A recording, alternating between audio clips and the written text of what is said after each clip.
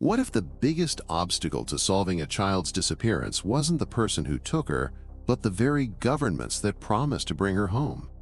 In 2007, 3-year-old Madeleine McCann vanished from a quiet seaside resort in Portugal, and NTHE World watched. The media exploded, and 3 countries, Portugal, the UK, and Germany, pledged to uncover the truth. NNBUT, nearly 2 decades later. There's still no justice, no trial, no closure, and because behind the headlines lies a story far darker than a simple missing persons case. It's a case of silence, secrets, and a triangle of power that may have buried the truth forever. When police arrived at apartment 5A just after 10 p.m., the scene was already compromised.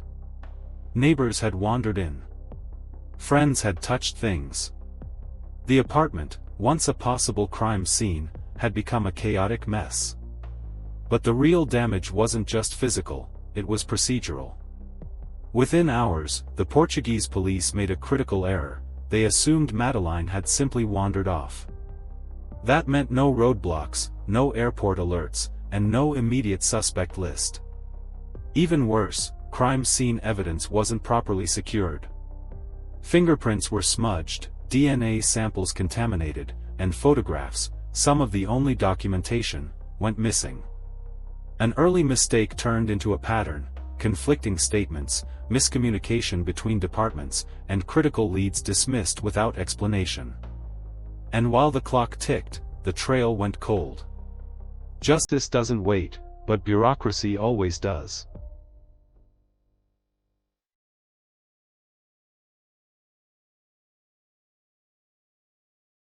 Just days after Madeleine's disappearance, something unusual happened.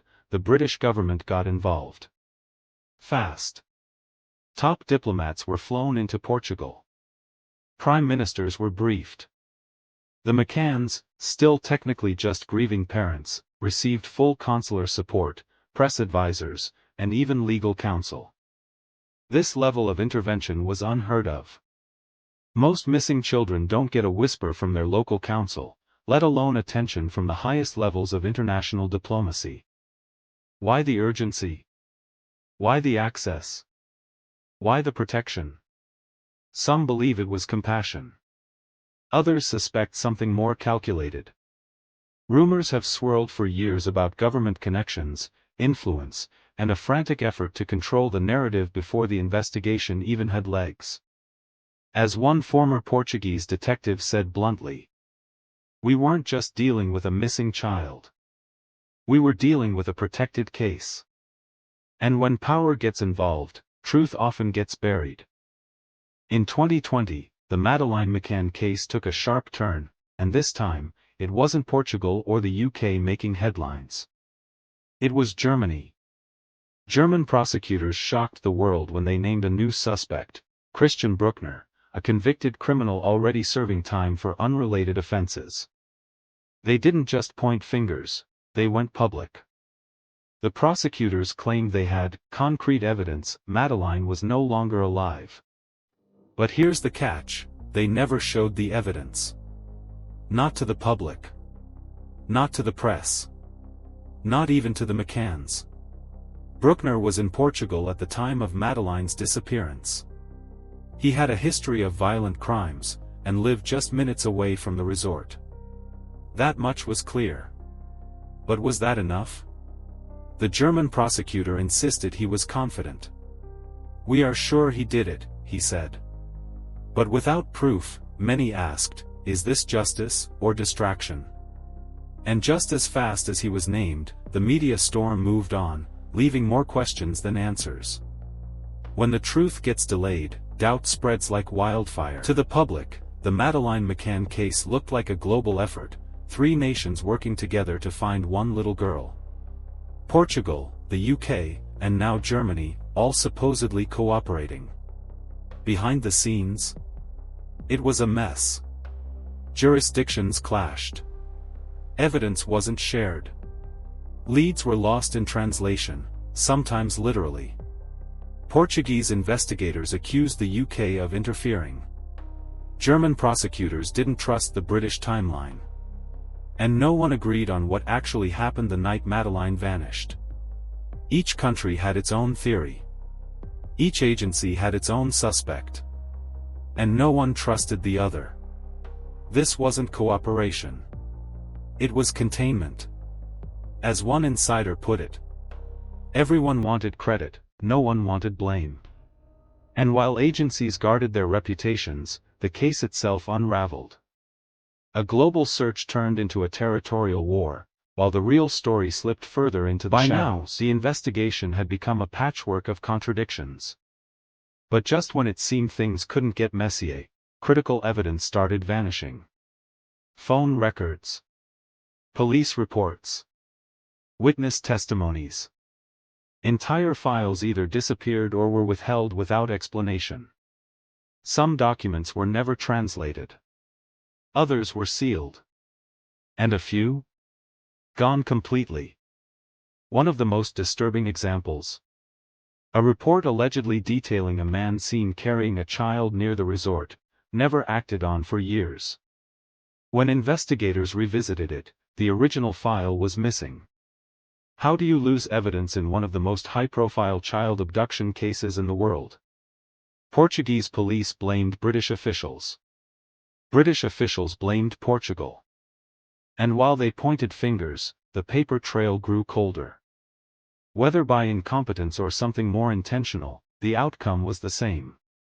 The truth was lost, buried under bureaucracy, secrecy, and silence. At first, people blamed individual mistakes, a lazy officer, a missed report, a bad translation. But over time, the pattern became impossible to ignore.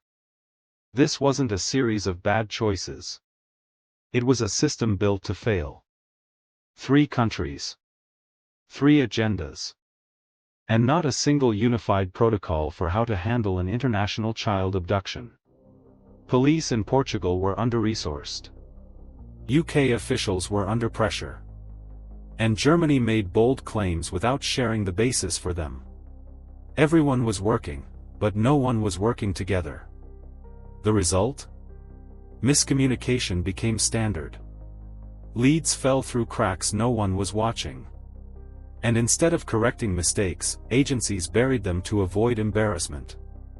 What began as a tragedy became a masterclass in dysfunction. Because the worst part of the Madeleine McCann case wasn't just the crime itself. It was how many chances were wasted to solve it. 17 years. That's how long it's been since Madeleine McCann vanished without a trace. No confession. No conviction. No closure. In that time, thousands of tips were called in. Millions were spent. Suspects came and went. And every few years, a new headline promised a breakthrough, only to fade into silence once again. But beneath the media storm, the questions remain painfully simple. How did 3 governments, 3 police forces, and countless experts get nowhere? Why were leads ignored? Why did files disappear? Why did agencies clash instead of collaborate? And the most haunting question of all. Was this case ever meant to be solved? Some say the truth is still buried in a box somewhere, in a sealed file, a lost witness, a covered-up mistake. Others believe it was lost long ago, buried beneath bureaucracy and pride. But one thing is certain. Until someone is held accountable, the silence will only grow louder. Police dogs alerted to the scent of blood and human decomposition inside the McCann's apartment and hire car. Samples were collected and sent to labs in the UK. But instead of following this lead seriously, the focus shifted back to abduction. The UK government pressured Portuguese police to stay away from theories involving the parents. Years passed. Evidence faded. DNA degraded. Was this all just incompetence, or something worse? Christian Bruckner was painted as the answer to a decade of confusion. But no charges ever came. Searches were held. Reservoirs were dug. Nothing was found. Why name him so publicly, if there was no case? Maybe it wasn't about solving the crime. Maybe it was about giving the public someone to blame. Strategic decoy. In intelligence, there's a term, strategic decoy. It means pointing to someone, not because they're guilty, but because they're useful. Bruckner had a criminal record. He fit the profile. He made a good villain. But he also helped 3 governments avoid admitting failure. He became the face of a case that no one could close, and no one dared reopen. So after 17 years, endless media coverage, and 3 national investigations, we're still left with the most haunting question of all, not where Maddie went, but how every system meant to protect her failed so catastrophically. Portugal blamed Britain. Britain shielded itself with politics. Germany entered with confidence but offered more noise than proof. And while they passed the baton of blame, the only thing that stayed missing was Maddie. Maybe it wasn't just one mistake, one corrupt official, or one guilty man. Maybe it was the entire structure, 3 nations, dozens of leaders, and years of missed chances. She didn't vanish in a moment. She disappeared over years of neglect, ego, and silence. So now we ask you, who really lost Maddie McCann? Let us know your thoughts in the comments. And if you think the truth has been buried for too long, share this video. Because silence has already stolen enough time. And with every file that vanished, so did another chance at justice.